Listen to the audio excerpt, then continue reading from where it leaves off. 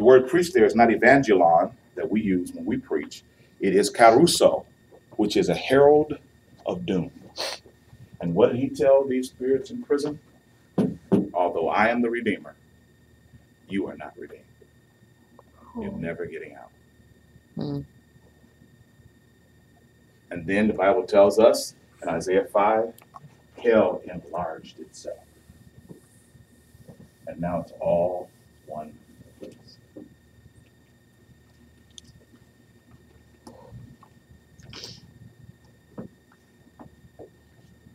When he led the captives, what happened to them? Turn to Matthew chapter 27. Somebody read verse 51 and 52. Matthew 27, verses 51 and 52.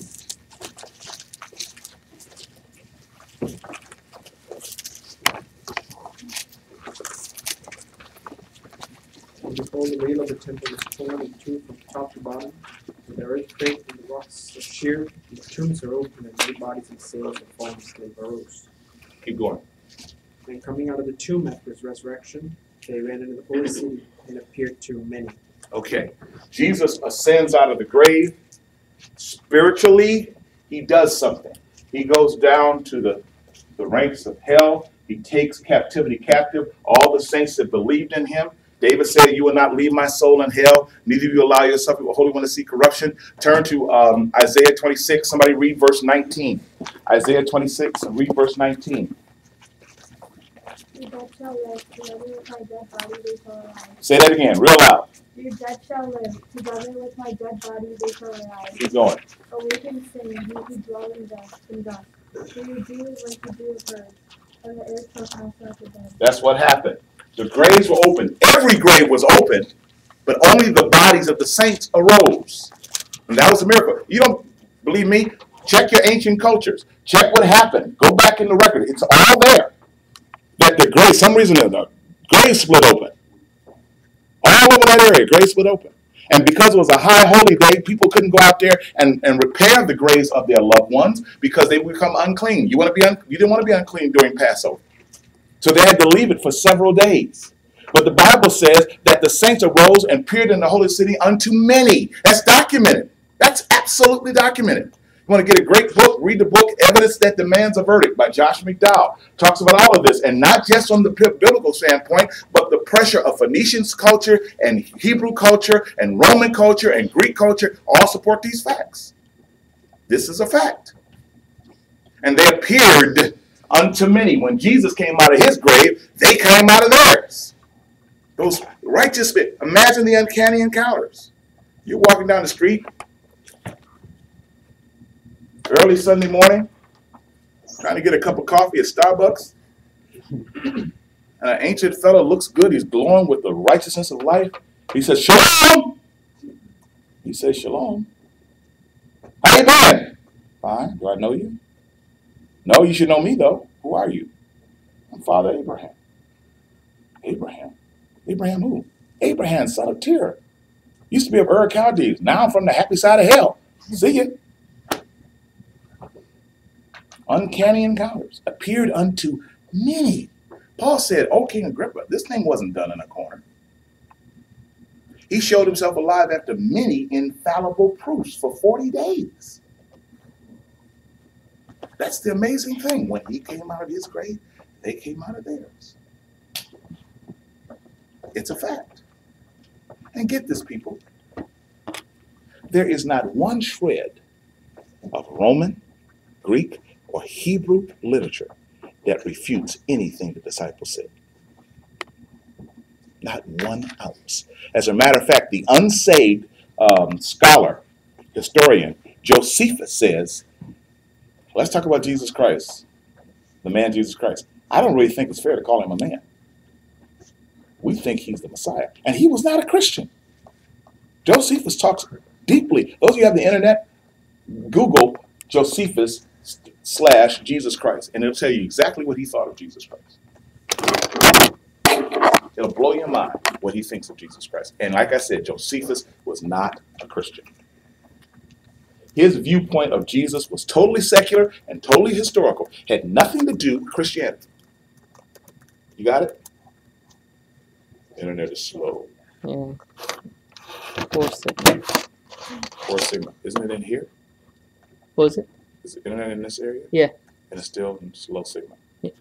There's 3G signals. You need 3G signals for internet. It's pretty poor strength. Okay.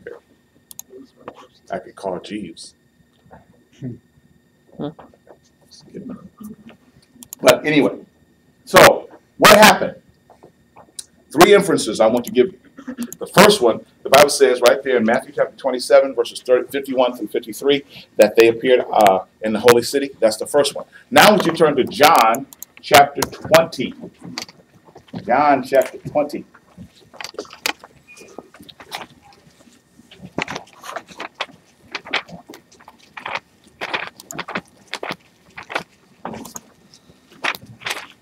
Verse 11. When Mary stood without at the sepulchre weeping, and she wept, she looked and stooped down and looked to the sepulchre and saw 2 angels in white, one at the head, the other at the feet, where the body of Jesus had lain. And they said unto her, Woman, why weepest thou? She said unto them, Because they have taken away my Lord, and I know not where they have laid him. And when she had thus she turned herself back and saw Jesus standing, and knew not that it was Jesus. Jesus said unto her, Woman, why weepest thou? Whom seekest thou? She, supposing him to be the gardener, said unto him, Sir, if thou hast borne him hence, tell me where thou hast laid him, and I will take him away. Jesus said unto her, Mary. She turned herself and saith unto him, Rabboni, which is to say, actually it's to say, my master, or master of mine. Then notice what it says here. This is a very important verse. Jesus said unto her, Touch me not, for I am not yet ascended to my Father.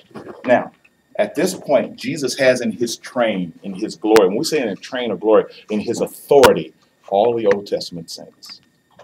And he has to do 2 things. He has to deliver the saints, and what else does he have to do? Deliver his blood. He has to deliver his blood on the mercy seat in heaven. So man's sins are dealt with. But he has all of these people. All right, now he turn to Hebrews chapter 11. Hebrews chapter 11.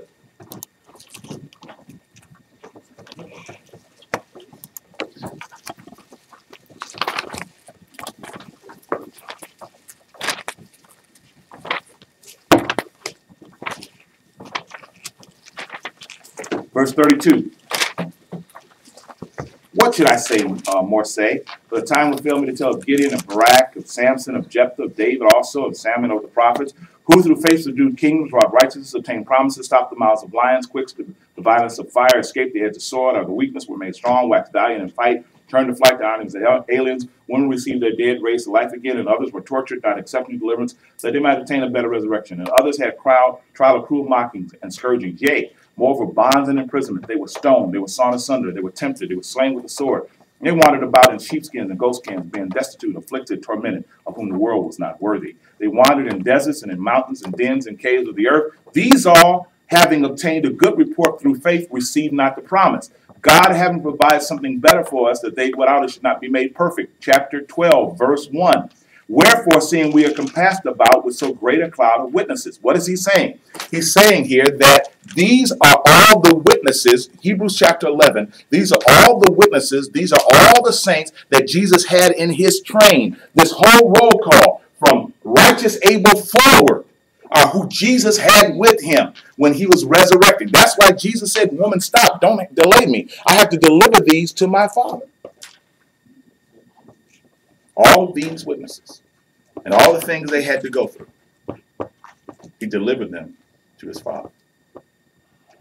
And when he had delivered these saints of promise, turn to Job chapter 23.